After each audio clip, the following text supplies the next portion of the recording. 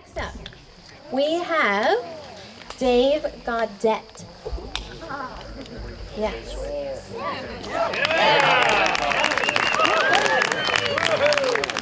Also known as the amazing and somewhat funny Dave. Wow, back at the Raw Milk Theater, it's been 7 years. And I'm sure after tonight it will be at least that long before I'm invited back again. I'd like to start with a riddle for the youngsters out there. If everybody's listening, why is it that melons always have to get married in the church? Any guesses? It's because they can't elope. I didn't say it was good. So I do have, it's hard for me not to get political, so I do have a couple of little-known facts I'd like to share with you about our former president.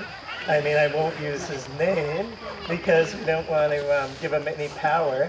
I mean, there was a term for people like him, and I think we should all do our best to make sure that there's not ever another term for a person like him. So, I don't know how this one didn't make it in the news, but I guess a few weeks ago there was a horrific fire at Mar-a-Lago. Like, he lost his personal library. Yeah, both books were lost, and he'd only colored in one of them. And the other one, I mean, had his superhero, the Hamburglar, in it, so it was really a true tragic fire. I can't believe it didn't make the news. And of course, it would have been a bigger fire, but luckily the FBI had come in and done a little house cleaning for him before the fire happened. So it didn't quite burn up.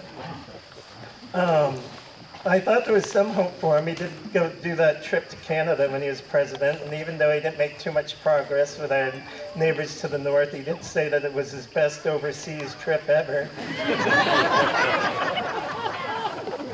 And my last little tidbit, like, I don't know if any of you knew this, I was surprised, but when Stormy Daniels, who we probably all know who she is, when she did her income tax after getting a settlement from our former president, she reported it under gross income. Apparently there's not a spot for very gross income. And I do have one other story for you, and like all my stories, this was completely true. It's about an elderly friend of mine. Not that I should be able to call anybody elderly anymore at my age, but this guy is salt of the earth person. I mean, just a great guy. Not a rich man, not a poor man, but he's always frugal and did pretty well for himself and was doing good in retirement.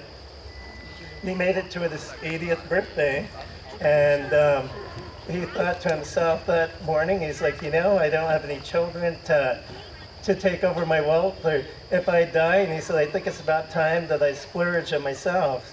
So he went over to Champlain Chevrolet there in Enosburg, and he bought himself a brand new Corvette Stingray and said, I'm 80, I'm gonna have some fun. So he's driving it down 105, and he goes into St. Albans, and he gets onto the interstate, and he's driving down the interstate, nice sunny day in the fall, and all of a sudden he looks down and he's doing 90 miles an hour, and it seems like he's not even moving, and he's like, you know, it's my birthday, I'm gonna see how fast this thing will go.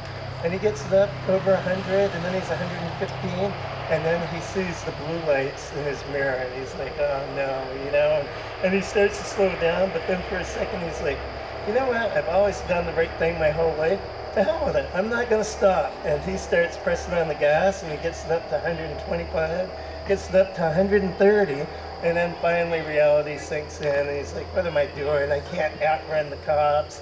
So he pulls over and starts to slow down, and the state trooper comes up behind him, and he's kind of unstrapping the flap on his gun, thinking this brand new Corvette that tried to outrun him, it must be stolen or else some drug runner or something.